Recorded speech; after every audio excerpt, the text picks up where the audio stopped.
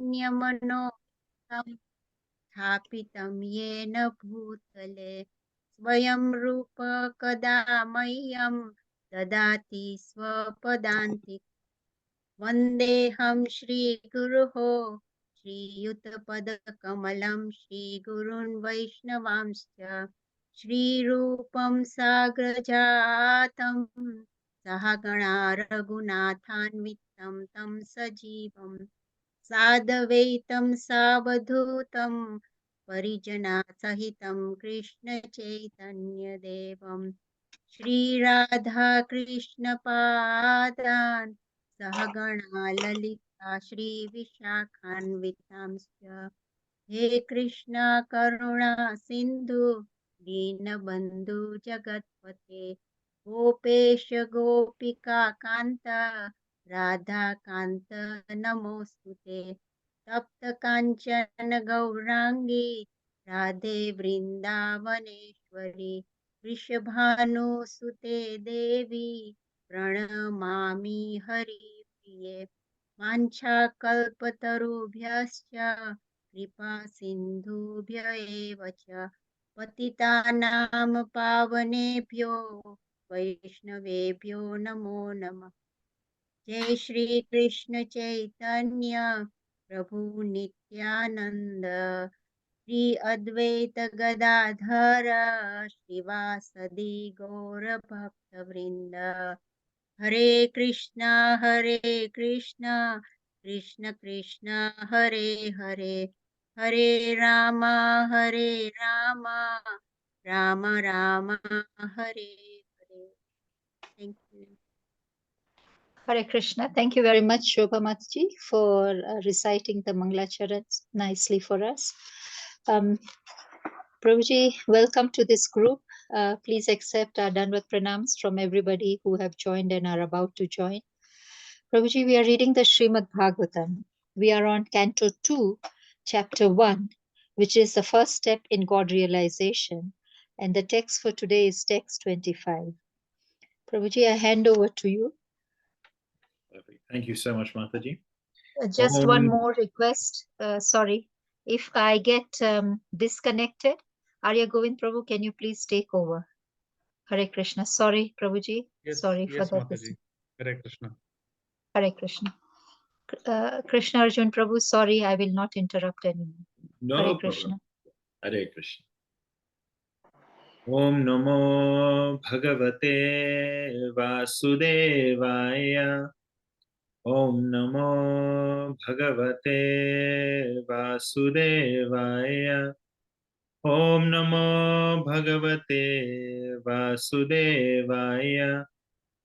Narayanam Namaskrityam Naram Chevam Narottamam Devim Saraswatim Vyasam Tato Jayam Udirayet Nashta Praeshu Bhadreshu Nityam Bhagavati Sevaya Bhagavati Uttama Shlokir Bhaktir Bhavati Naistiki.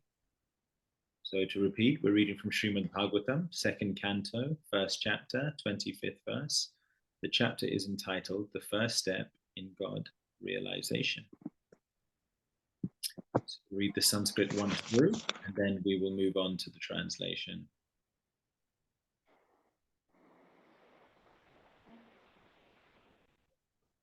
Andakoshe shariresmin saptavarana samyute Vairaja Purusho Yoso Bhagavan Dharanashaya. Translation by His Divine Grace, Srila Bhai Jagannath Bhaktivedanta Swami, Srila Prabhupada Ki Jai. The gigantic universal form of the personality of Godhead within the body of the universal shell, which is covered by sevenfold material elements, is the subject for the Virat conception. Purport by Srila Prabhupada. Simultaneously, the Lord has various forms, and all of them are identical with the original fountainhead form of the Lord, Sri Krishna. In the Bhagavad Gita, Actually, let's stop there. And in fact, what we'll do today is, rather than me reading through the purport, because actually this is a very interesting purport by Srila Prabhupada, as we touch upon a particular point, I will try and elaborate. So I often start off my Bhagavatam classes by grounding the particular verse within what I like to consider the summary verse of Bhagavatam, which is Atra Sargo Visargascha Sthanam Poshanam Muktaya Manvantaresh Anukta Nirodha Muktir Ashraya, which is where Shukdev Goswami is elaborating on the 10 divisions of the Srimad Bhagavatam, the 10 topics. So obviously here we're dealing with the planetary systems. Well, not really the planetary systems, but I guess we are dealing more with the idea of the composition of the creation and also of the sub-creation, which is Sarga and Visarga. And specifically, we are talking about the structure of the universe, this idea of shell and egg, and the universe being an egg shape with different coverings. It comes up throughout the Bhagavatam, second canto, third canto, and fourth canto. There's many references to it, and throughout Srila Prabhupada's writings as well. So many interesting points, both relating to that, but also to other very important topics are brought up in this purport. So I think as we touch upon each of them, we'll address it. So this first sentence, simultaneously the Lord has multifarious other forms, and all of them are identical with the original fountainhead form of the Lord Sri Krishna. So many people will be familiar with this verse. Ete chanksa kalopungsha krishnastu bhagavan swayam indrari vyakulam lokam mridyanti yuge yuge. And if you're not familiar with that full verse, that's in the first canto, in the third chapter. Krishnastu bhagavan swayam. Many people will be familiar with this second line of the shloka, which basically means that Krishnastu bhagavan swayam. He is Swayam Bhagavan, and from him all other incarnations have come. So ete chanksa kalo punksha Krishnastu bhagavan swayam. All of the different anksas and punksas, or expansions of the Lord, are coming from Swayam Bhagavan, Sri Krishna. Why is this important? Well, it's important to understand that all other forms of the Lord are plenary. Now, what does this word plenary mean? Plenary literally means non-different or identical. So in one sense, all of the forms of the Lord are replete of the Supreme Personality of Godhead himself. Now, that doesn't mean that we are, we are definitely monotheistic. We don't believe that there are more than one Supreme Lord. However, we do understand that the one Supreme Lord, because he is unlimited, he's omnipotent, he has all the ability, all the strength, he's omniscient, he has all understanding, and he's omnipresent, he is present everywhere. There is no limitation to him. So while the Lord is one, the Lord, because he has no constraints, he can expand into 2. He can expand into 100. He can expand into 1,000. There is no limit onto how many he can expand into. But still, the original Lord is still the Supreme Personality of Godhead. And Brahma, actually, in the Brahma Samhita, he states, Diparchir evahi dasantaram abhyupetya. So Diparchir, Diparchir means that as one candle can light several others. We're in the month of Kartik, so maybe you've seen, I'm not sure whether you're doing it there in Eldoret, but certainly here at the Mana, Bhaktivedanta Mana, and certainly over in Mayapur, they will have one lamp and they will light hundreds, if not thousands of lamps from that one lamp. And in one sense, once you've lit the second lamp, there is no difference between the first lamp and the second lamp. But we should still understand that of these 2 lamps, the initial lamp doing the lighting will always be the superior one. Because without this, there will be no further lamps which occur. So in the same way, Krishnastu Bhagavan Swayam, the supreme Swayam Bhagavan Sri Krishna, while his expansions such as Ram, such as Nishingadev, such as Varaha, such as Narayan are non-different from him, there is a special sweetness about this original lamp, as Brahma is putting it, the lamp which lit all of the rest of the lamps. Because why? Why is it important to understand about the original lamp? The original lamp is Ishvara Paramam Krishna, the supreme Paramam, the original personality Godhead. Krishna is the most important. Why? Because when you understand the original Godhead, you can understand his most intimate nature. You can understand him as he is when he's at his most relaxed, when he is with his closest friends. You can see a side of him that maybe you would not necessarily perceive if you were to see him in other contexts. And so while they are non-different in one sense, it's always good to understand that Krishna is the Supreme Lord.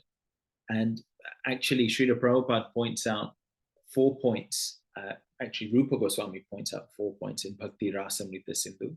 And Srila Prabhupada has obviously translated Bhakti Rasamrita Sindhu into the Nectar of Devotion. So there are 4 points which separates this original lamp Sri Krishna from all of the other expansions. Even though they are fully potent to do whatever, there are 4 things which distinguish Sri Krishna. And these are Leela Madhuri, Bhakta Madhuri, Venu Madhuri, and Rupa Madhuri. Right? Leela, Bhakta, Venu, and Rupa Madhuri. So Leela Madhuri means that he performs. Madhuri means obviously sweet. Leela Madhuri, he has a special sweetness about his pastimes. Why? Specifically for his childhood pastimes. His childhood pastimes in Vrindavan, there is a special sweetness about them.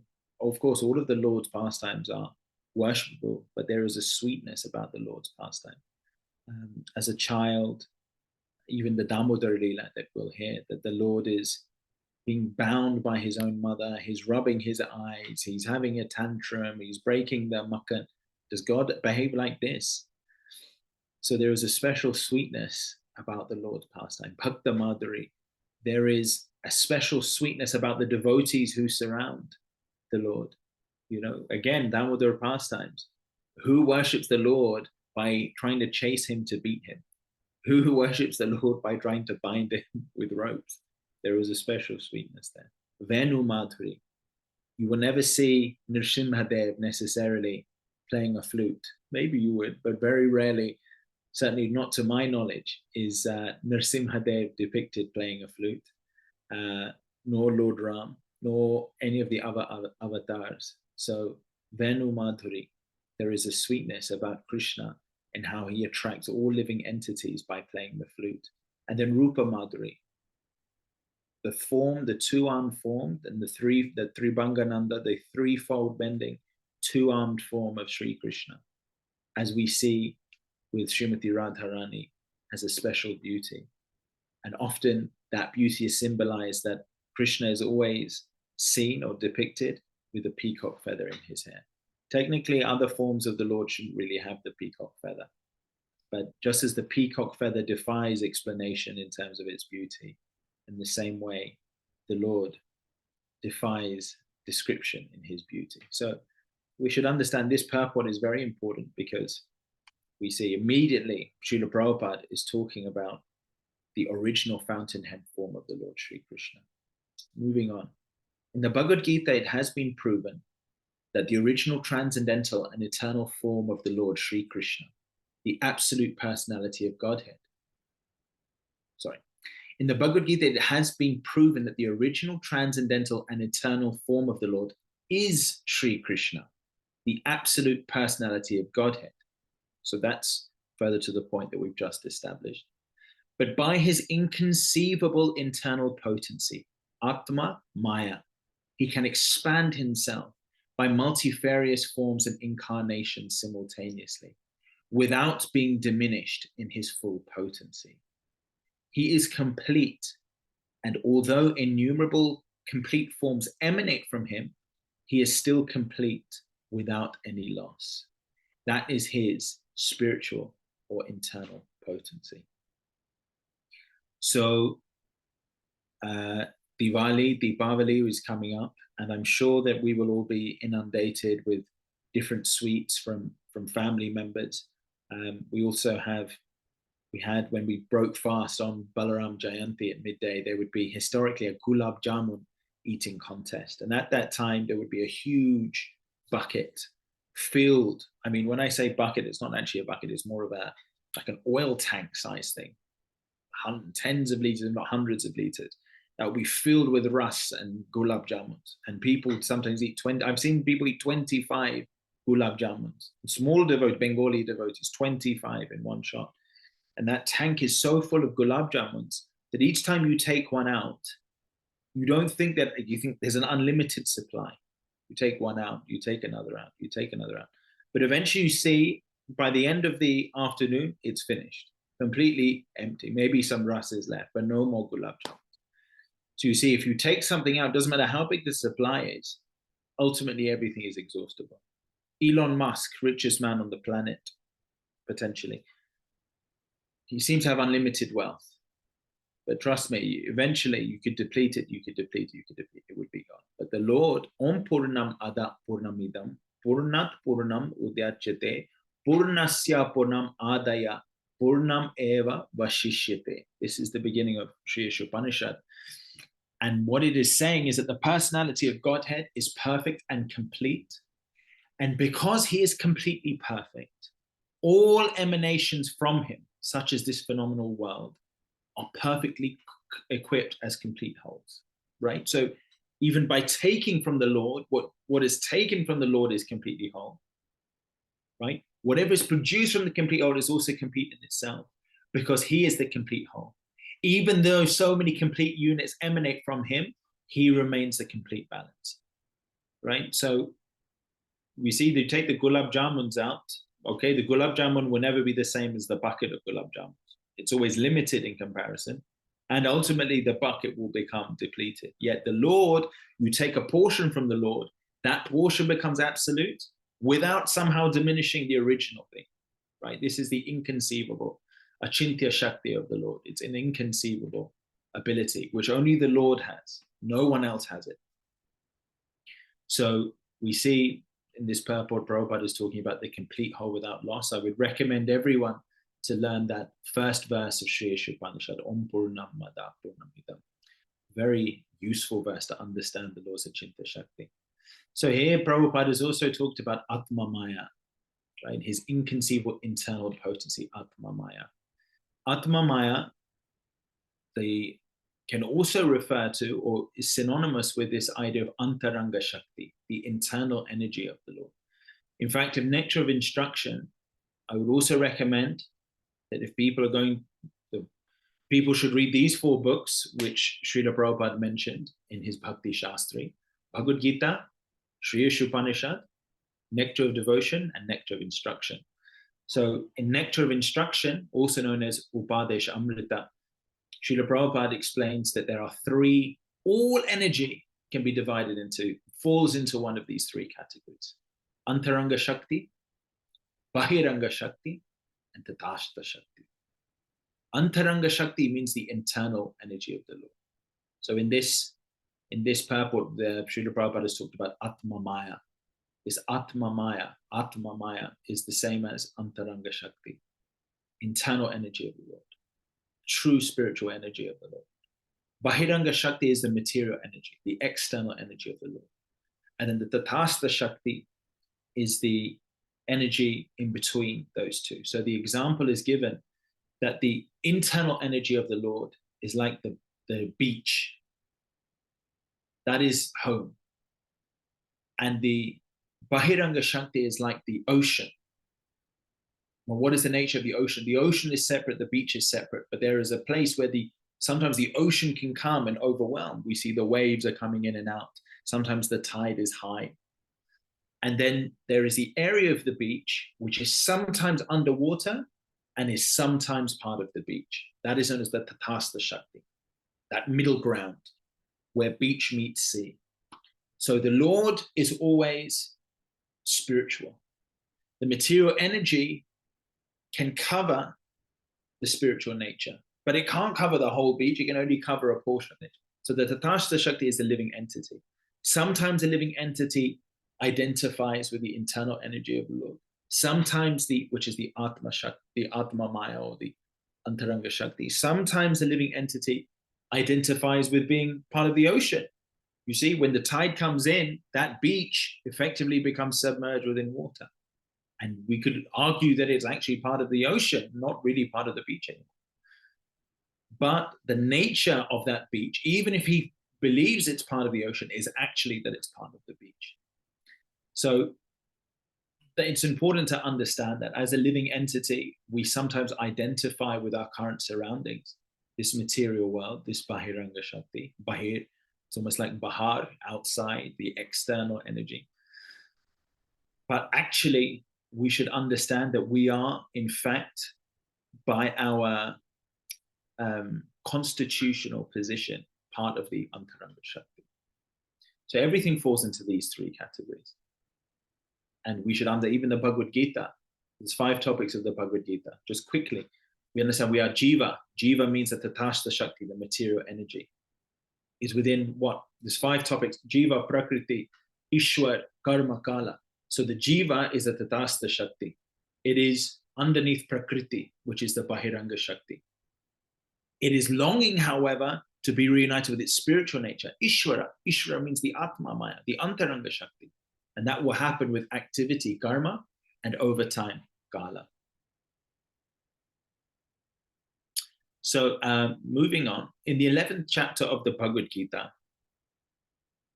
the personality of Godhead, Lord Krishna, manifested his Virat Rup just to convince the less intelligent class of men who cannot conceive of the Lord as appearing just like a human being, that he is factually has the potency of his claim to be the supreme absolute person without any rival or superior. Materialistic men can think, although very imperfectly, of the huge universal space, comprehending an innumerable number of planets as big as the sun. They can see only the circular sky overhead without any information that this universe, as well as many other hundreds of thousands of universes, are each covered by 7-fold material coverings of water, fire, air, ego, noumenon, and material nature. Just like a huge football pumped and covered, floating on the water of the causal ocean, wherein the Lord is lying as Mahavishnu. Wow, so a lot to take in for that part of the purport. So this universal egg, so Srila Prabhupada has talked about, so Srila Prabhupada has, first of all, he's made a very interesting point, which is that materialistic men can think. They can try and contemplate the universe, but we'll actually see that the futility of trying to observe and understand everything in this universe. It is said that some people, right, can understand some things some of the time. You may have some knowledge of some things. In fact, a man may have knowledge of he may read every encyclopedia and under everything in the world at a given point.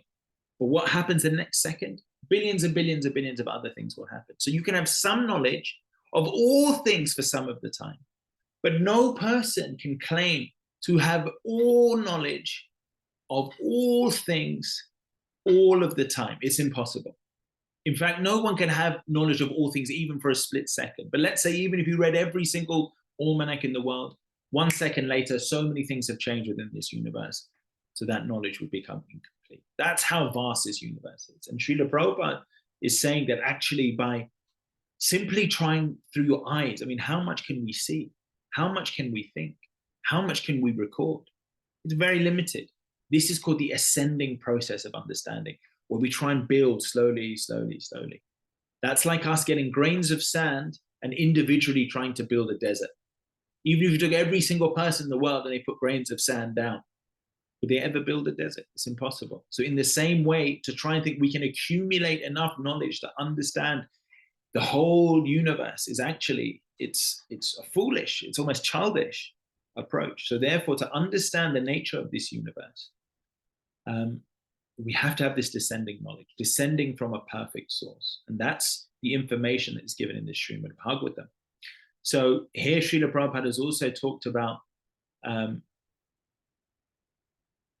the coverings, the sevenfold coverings of the material universe: water, fire, air, sky, ego, noumenon, and material nature. So later on in the third canto of Srimad Bhagavatam, 26th chapter, Srila Prabhupada refers to this universal egg, right? He says the universe is an egg shape, or the universe in the shape of an egg is called the manifestation of material energy.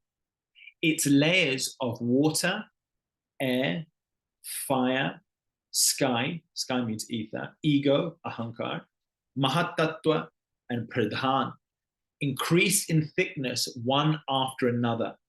Each layer is 10 times bigger than the previous one, and the final layer is covered by the pradhan. That's it. Within this pradhan is the universal form of the Lord Hari, of whose body the 14 planetary systems are part. So let's break that down. What is Srila Prabhupada trying to say? 10 times bigger, 10 times bigger. So how big are we talking? So the Vedic universe is shaped like an egg, right? And then Srila Prabhupada says that this is known as Panchasat Koti Yojana. Panchasat Koti Yojana. 4 billion miles from one side to the other is this universe that we occupy, right? This is then covered by 7 different layers, right? So you have the universe with all the 14 planetary systems, solar systems inside, and that is 4 billion miles from one side to the other. It's then said that outside of that is water, outside of that is air, outside of that is fire, outside of that is ether, outside of that is ahankar, outside of that is mahatattva, and outside of that is mahatattva. And each of these layers outside of this egg are 10 times bigger in size than the one that precedes it. So you have a 4 billion miles in the egg, but then the water covering is 10 times that, which is 40 billion. And then the air that surrounds that is 10 times that, which is 400 billion. And then the fire is 4,000 billion. And then the ether is 40,000 billion. And then the ahankar is 400,000 billion miles. And then the mahatattva is 4 million billion miles. And then the pradhan is 4 billion billion miles. So you aggregate all of that. I don't know if anyone has a calculator. That is the size of the entire universe. So, and then Srila Prabhupada goes on later on to state, it is also stated that this description is only of one egg-like universe. There are innumerable universes beside this one, and some of them are many, many times greater. So we're talking about something which is 4 billion miles across.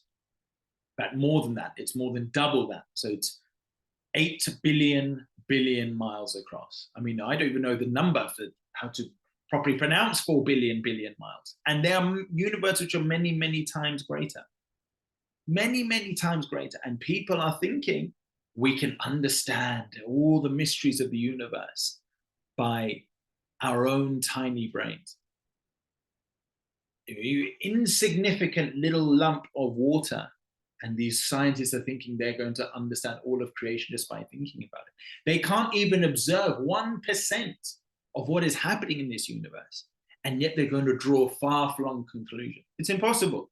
It's a foolish errand. So I thought it would be interesting to also bring out this point where Srila Prabhupada has said that there are universes which are even bigger than this one. And I don't know, it's quite a famous pastime. I think there is a Brahma Vaivarva Puran, but it's quoted within the Chaitanya Charitamrita. So I'll just read this. It starts from Chaitanya Charitamrita, Madhya Leela, chapter 21, verses 59 onwards. Once when Krishna was ruling Dwarka, Lord Brahma came to see him, and the doorman immediately informed Lord Krishna of Brahma's arrival. When Krishna was so informed, he immediately asked the doorman, which Brahma? What is his name? The doorman therefore returned and questioned Lord Brahma. When the doorman asked which Brahma, Lord Brahma was surprised. He told the doorman, please go and inform Lord Krishna that I am the four-headed Brahma, who is the father of the four Kumaras. The doorman then informed Lord Krishna of Lord Brahma's description, and Lord Krishna gave him permission to enter. The doorman escorted Lord Brahma in, and as soon as Brahma saw Lord Krishna, he offered obeisances at his lotus feet. After being worshipped by Lord Brahma, Lord Krishna also honored him with suitable words. Then Lord Krishna asked him, why have you come here? Being questioned, Lord Brahma immediately replied, later I shall tell you why I have come. First of all, there is a doubt in my mind, which I wish you would kindly dissipate. Why did you inquire which Brahma had come to see you? What is the purpose of such an inquiry? Is there any other Brahma besides me within this universe? Upon hearing this, Sri Krishna smiled and immediately meditated. Unlimited Brahmas arrived instantly. These Brahmas had different numbers of heads. Some had 10 heads, some had 20, some 100, some 1,000, some 10,000, some 100,000, some 10 million, and others had 100 million heads. No one can count the number of faces they had. There also arrived many Lord Shivas with various heads, numbering 100,000 and 10 million. Many Indras also arrived, and they had hundreds of thousands of eyes all over their body. When the four-headed Brahma of this universe saw all of these opulences of Krishna, he became very much bewildered and considered himself a rabbit amongst many elephants. All the Brahmas who came to see Krishna offered their respects at his lotus feet. And when they did this, their helmets touched his lotus feet. No one can estimate the inconceivable potency of Krishna. All the Brahmas who are resting in one body of Krishna. So the point of this is to say that actually four-headed Brahma denotes the size of the universe. Maybe per head is per billion size of the universe. So when Srila Prabhupada mentioned that there are universes which are much, much, much, much greater than this, there are Brahmas with literally millions of heads. So how enormous must those universes be? If the number of heads corresponds with the size of the universe, how enormous must those universes be? And yet each one of those universes only comes out of one pore. You know what a pore is? A pore is a tiny little opening within the skin. So each pore of Mahavishnu, a universe can come out of. Billions and billions and billions of miles. It's just one tiny pore of Mahavishnu. If you were to stand in the pore, just a tiny pore of the skin, P-O-R-E, you wouldn't even be able to see across. What to speak of how far you would have to be away to even see the size of Mahavishnu. It's almost inconceivable. So we see here, it's quite interesting that we understand that there are these 7 coverings. So many people, and there's some confusion, but actually the Shastra, many people think it's earth, water, fire, air, ether, which are the 5 material elements within this world, and false ego and intelligence. But actually Srila Prabhupada and the Shastra explain it differently. Earth, the physical earth, is not considered one of the coverings of the universe. Water, air, fire, and ether are the 4, water, air, fire, ether are the 4 gross coverings. And then Ahankar, Mahatattva, and Pradhan, right? So this is in order, this is in ascending order of size. These are the actual coverings. So Ahankar is the 5th, Mahatattva is the 6th, and Pradhan is the 7th. So what is this Ahankar? Ahankar, we understand, is the false identification of the soul with matter. So that most people know. The 6th is Mahatattva, and the 7th is Pradhan. Now, I often use these terms interchangeably, but I did a bit of research. And in the 3rd canto, 26th chapter, and around that part of the Srimad Bhagavatam, a lot of detail is given, technical detail about the nature of the composition of the universe. And actually, Mahatattva, many of you may know, is where the material energy has become activated. It's vyakta, right? So this is the subtle source of all material energy, but it is animated. Whereas the pradhan is the same material energy, but without the cause and effect. So it's dormant, avyakta. So it's it's the subtle material energy, but in a dormant state.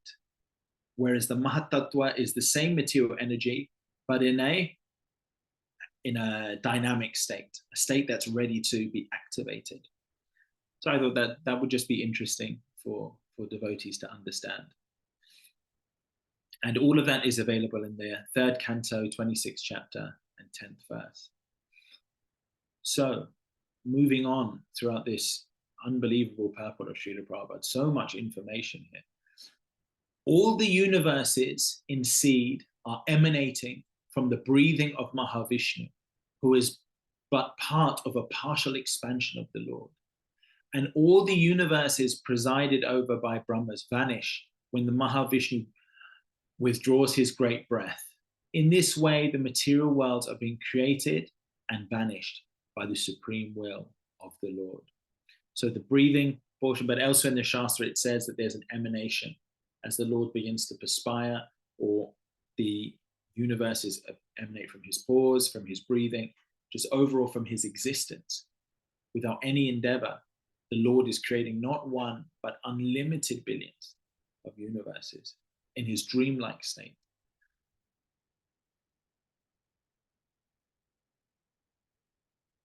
So there's actually, and Brahma actually reaffirms this point in Brahma Samhita, where he says, Yakaranava jalabhajati sma yoga nidram mananta jagadanda saroma kopa. Lord Mahavishnu is lying in the Karana ocean. Karana means the causal ocean. When he exhales, innumerable universes come into existence. And when he inhales, innumerable universes enter within him. So moving on. The poor, foolish materialist can just imagine how ignorantly he puts forward an insignificant creature to become his rival incarnation, simply on the allegations of a dying man. The Virat Rupa was particularly exhibited by the Lord just to give lessons to such foolish men, so that one can accept a person as the incarnation of Godhead, only if such a person is able to exhibit such a Virat Rupa as Lord Krishna did. The materialistic person may concentrate his mind upon the Virat or gigantic form of the Lord in his own interest and as recommended by Shukadev Goswami.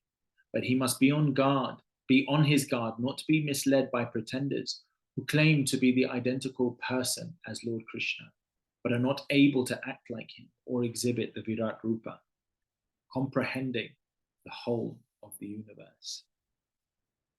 So this is a very interesting statement that Srila Prabhupada is drawing his attention upon. He's actually saying that the Virat Rupa is one of the mechanisms by which the Lord differentiates himself from pretenders. In fact, I remember Bhakti Tirtha Swami. I don't know whether any of you are familiar with Bhakti Tirtha Swami, an incredible Srila Prabhupada disciple. He was of black body. He had a black body and he preached a lot in West Africa, actually. I don't know if he came to Kenya. But he said, there are many people who claim to be God, empowered by God, godlike, but how can we differentiate between the Supreme Personality of Godhead and a pretender? And he said there's a fourfold checking process. So number one is that to be genuinely the Supreme Personality of Godhead, you must be predicted in Shastra. You must be predicted in Shastra. And so even up to Chaitanya Mahaprabhu, people might say, well, where's Chaitanya Mahaprabhu? I actually have a list, which I'd like to share with the devotees at some stage. Maybe I'll send that list. Yes, I've the most comprehensive list of Shastric references I have here. I'm going to share this with the devotees now. Let's see.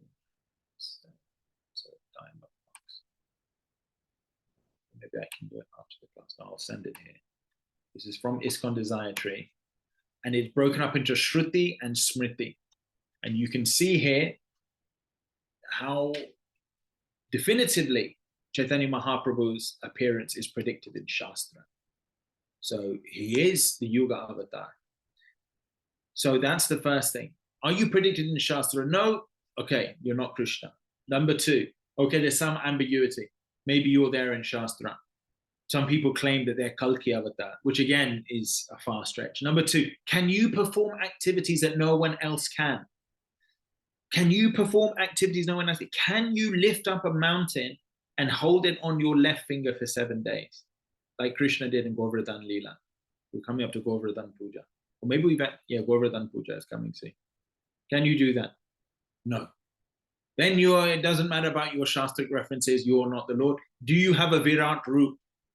You know, Krishna showed Arjun his partial Virat Roop on the battlefield of Kurukshetra.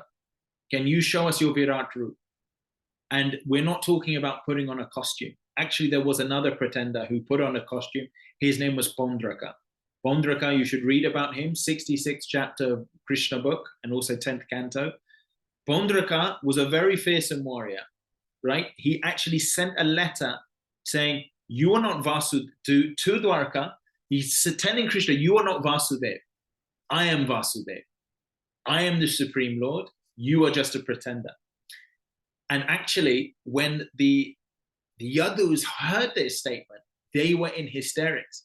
It said, and it's given in Bhagavatam, that they actually, Krishna let them laugh. There was like an extended period of laughter. You imagine all of these great warriors in the Darbar, in the Sabha, laughing. He's saying he's Narayan. He's saying that he is Krishna. So they then said, okay, we're going to go and attack him. And Pondraka was visiting his friend, the king of Kashi. And he was there. And the Yadus blew their conch shells and they said, you claim to be Krishna, come out here and fight. Show us that you're the Supreme Lord. So Pondraka came out, this shameless guy. And he had attached a Sudarshan Chakra, an imitation Sudarshan Chakra, imitation Shank, and Gadda, and the Ford, and the Padma. And he came out dressed as Narayan. And that laughter which had in the Sabha was amplified 10 times when they saw this chap come out. And he was not just some layabout, he was a powerful king. He was a powerful warrior. But still he wanted to imitate.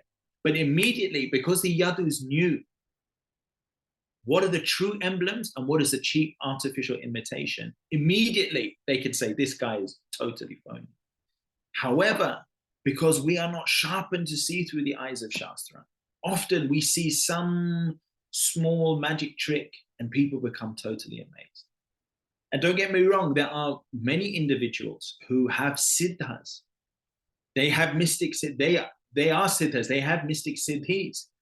They have mystic siddhis, they can do things. I have personally witnessed when it was in my teens and I went to Rishikesh, I saw a yogi enter into the Ganga. This was north of Rishikesh, up towards Shivpuri. And this is going on 20 years ago when there was nothing there but wilderness. I took a bath. This yogi went into the water, and the water, even in July, August, is freezing cold water. I mean, we would dunk for 30 seconds and then we would have to leave. He entered in, fully submerged himself. And we sat by the bank to sun ourselves. And then I looked back up later on and I saw smoke coming. And that same yogi was back in his kutir. I'd say this in a closed group. Many people, non-devotees wouldn't understand, but I have seen those siddhis happening.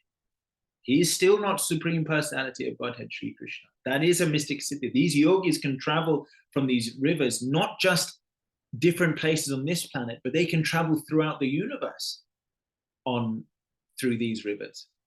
They can travel throughout the universe. But that still does not make them the Supreme Personality of Godhead. That's just a siddhi. You know, we, with all of our technology, phones and vehicles and planes, compared to an ant, we seem like amazing celestial beings. I can pick up this phone and I can call Eldoret, I can call the professor, Kirtika Mataji, you know, and an ant must think, wow, he's some kind of celestial being. I can switch on my car and drive hundreds of miles without stop. I can get on a plane and travel thousands of miles without stop. To an ant, I seem like some supernatural being, but we know that we are not the supreme personality of Godhead.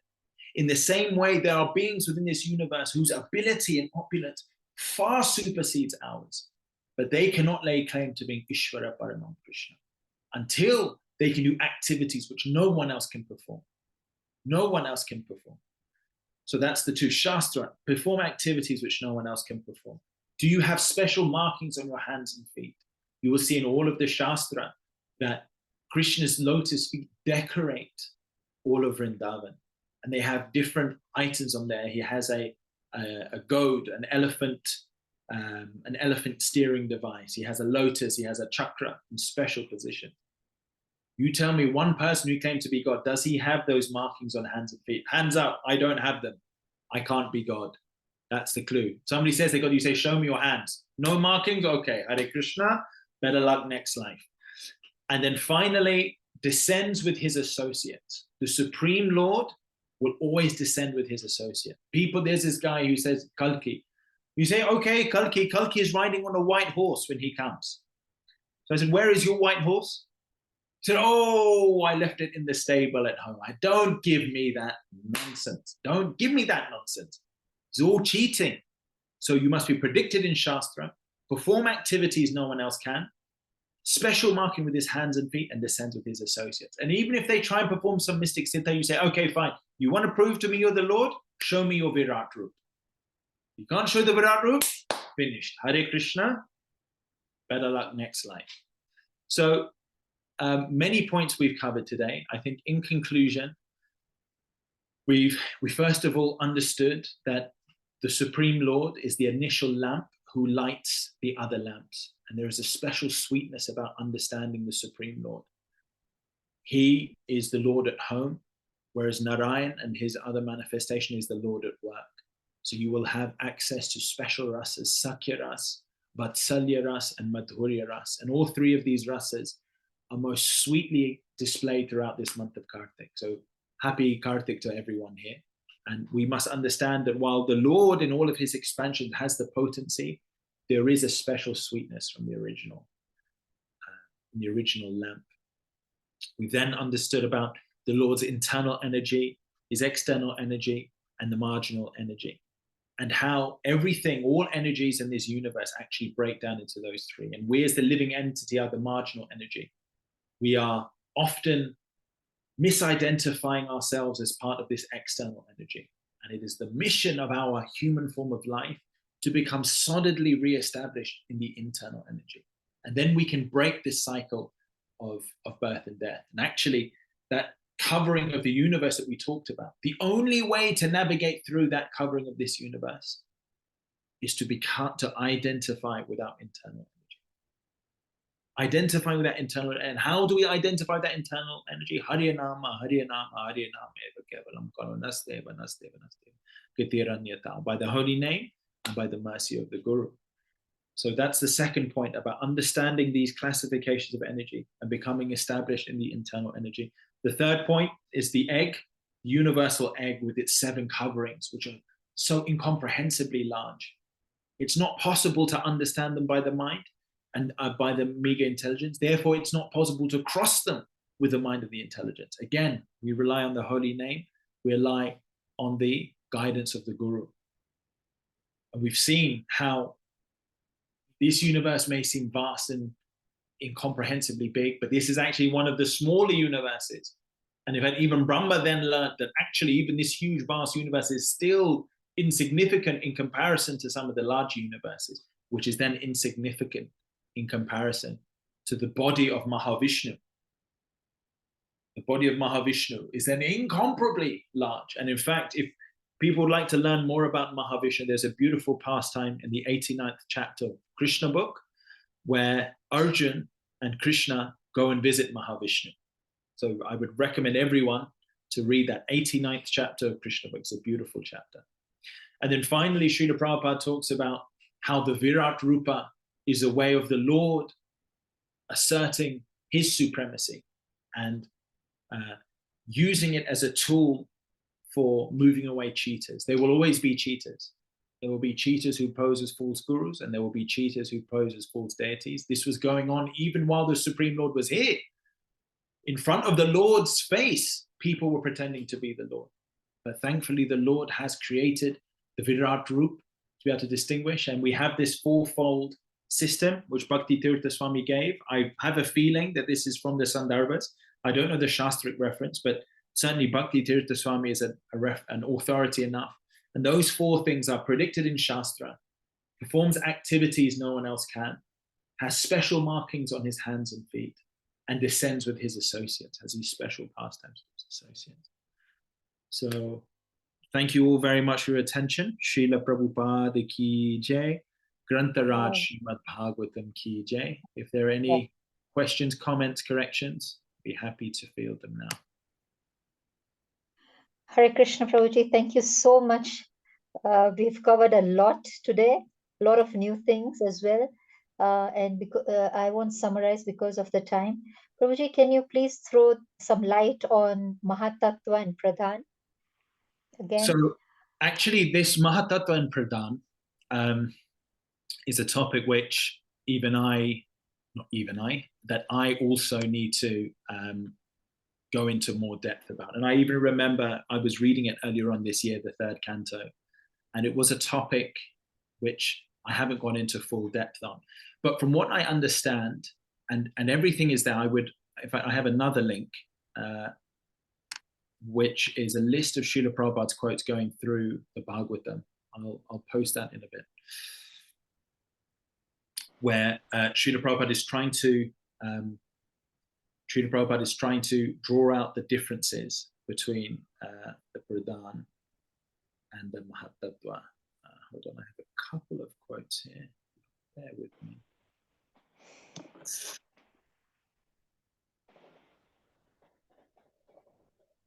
So Srila Prabhupada also calls the Mahatattva the noumenon and the Pradhan the material nature. So again, imagine, now it's difficult to imagine because at this level of subtlety, we are not even talking about physical elements, right? So if you take an element, if you take any kind of element, let's just take oxygen. So oxygen is a diatomic atom, right? There's two things of oxygen. So you take one of those, you have a single atom of oxygen. You then split that open, and then we know we have a nucleus. So we have protons, neutrons, and then electrons. And then I know you can split even the proton, but then you have kind of quarks and I think neutrinos. You have even smaller parts. Then if you split that down again, now we're coming into an even subtler and subtler and subtler thing. So ultimately you have energy, right? You will have some form of base elemental energy, which is often known as Brahman.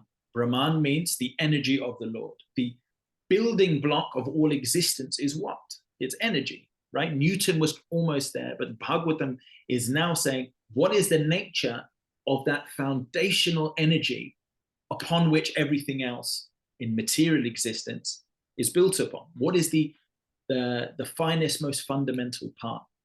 So this energy that creates the material universe is actually different from Brahman, because Brahman is a spiritual energy, right? So Brahman then is transported into Mahatattva. Why? Because the Mahatattva is when Mahavishnu lies within. Brahman is ultimately all-pervading, but wherever Mahavishnu lies in a dreamlike state, he agitates the surrounding energy and transform it from spiritual energy into material energy. So the first transformation of the spiritual energy into the material energy is the Pradhan. That is the material energy in its dormant state.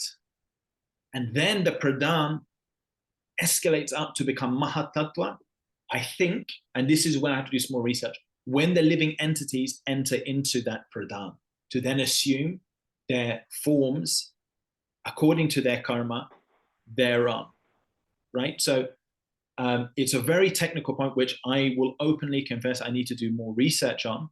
And it's interesting that Srila Prabhupada, there was even one quote saying, he was talking about the Vedic planetarium, which many of you know is being built in Mayapur, and he wanted a scale model of this. And in Tamal Krishna Goswami's diary, Tamal Krishna Goswami Maharaj was obviously a very dear disciple of Srila Prabhupada. I'm not sure if many of you know, he left the planet in 2002 or 2003, but many of the big things that happened within ISKCON were because of Tamal Krishna Goswami Maharaj. The book distribution, acquiring the land in Mayapur, Radha Damodar Sankirtan Party, preaching in China, many things. Tamal Krishna Goswami, you'll see he was a sannyasi, was always with Srila Prabhupada. So Tamal Krishna Goswami said that while Prabhupada was explaining this, Prabhupada actually then said, but now my brain is too old to understand how to put this into a model, so I'll hand this responsibility onto my younger disciples.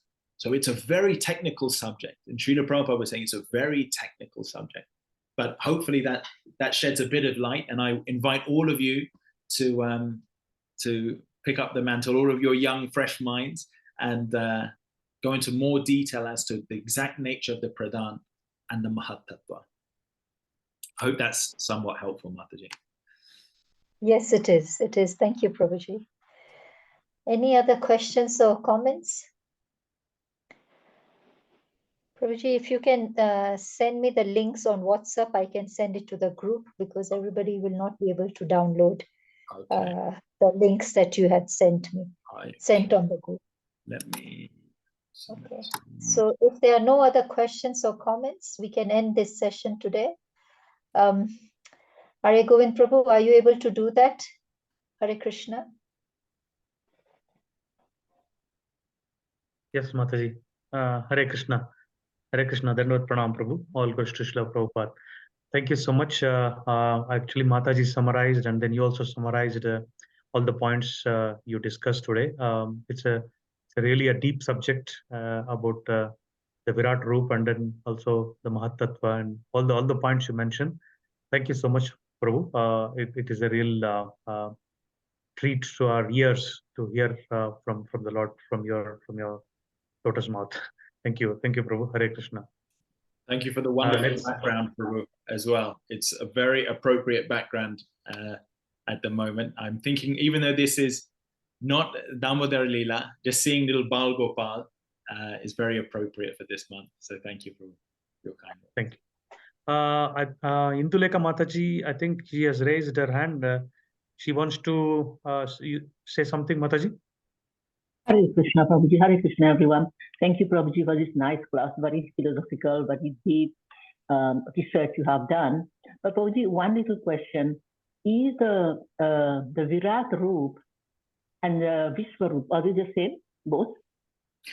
Because it is shown in a couple of different places in the Leela of Krishna.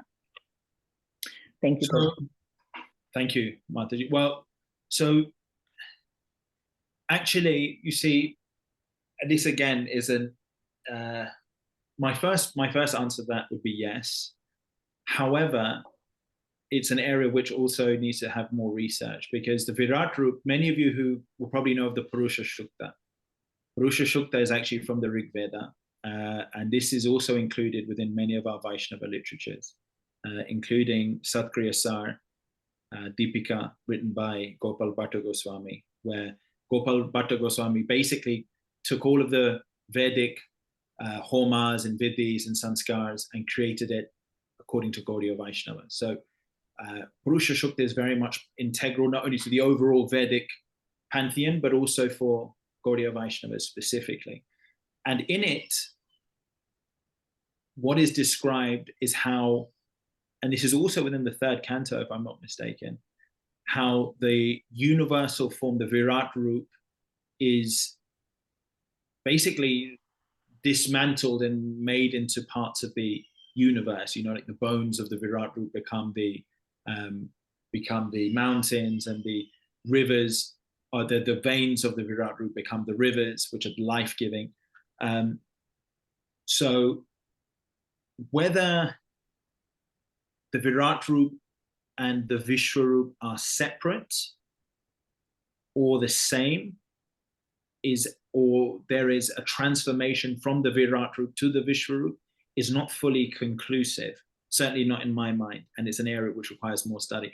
I'm inclined to say yes, but I think a deeper dive into the Shastra is important for that one. Sorry, Mataji, I'm just trying to shed as much light as I can on that one. No, Prabhuji, thank you so much, because we see that Lord Krishna, he showed the Virat Rup to Arjuna, that is in the, I think, 11th canto or 10th canto, 11th, I think. And then we see that Lord Krishna is showing when he is eating the dirt, right? That is a different one. And then when Yashoda Mai is feeding Lord Krishna, another time, he showed again. I think the Virat Rup, it was kind of more scary, whereas the Vishwarup was like more to show the universe in a nicer way. I don't know, as you said, I think we need to do more research in it. But I think it is the same, but little different at the same time. Because the Virat Rup is very scary. But even Arjuna was saying, oh, Krishna, please come back to your 400 form. And interestingly, that was, I've read in the commentary that Virat Rup was not even the full Virat Rup. That was actually a partial Virat Rup which Krishna showed. The one on the battlefield, Prabhuji? Or the one in Duryodhan palace? Which one? That even both. I was reading a commentary some years ago. There was also, that was the partial was there when Krishna had come as a messenger, but even on the battlefield. But again, that is something which maybe we can prepare a class on that in future. Thank you, Prabhuji. Thank you. It will be nice because with your deep knowledge and deep understanding of the Shastra, it will be much appreciated. Hare Krishna. Thank you. Hare Krishna, please. And if anyone has any feedback, please feel free to send it to Kirtika Mataji. I would love to learn more on this topic. So thank you so much, Mataji. Thank you. Hare Krishna, Prabhuji. Hare Krishna. Hare Krishna. We request all the devotees to unmute and chant Hare Krishna Mahamantra once in glorification of His Grace KrishnaArjuna Prabhu. Hare Krishna, Hare Krishna, Krishna Krishna, Hare Hare, Hare Rama, Rama, Hare Rama, Rama Rama, Hare Hare.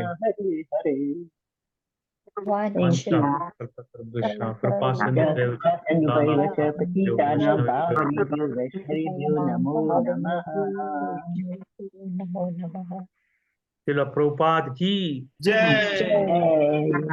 His Grace KrishnaArjuna Prabhu ki Jai. Bhakta Vrinda ki Jai. Jai. Thank you, Prabhuji. Hare Krishna. Thank you. Thank you, Prabhuji. Thank you. Excellent class today, Prabhuji.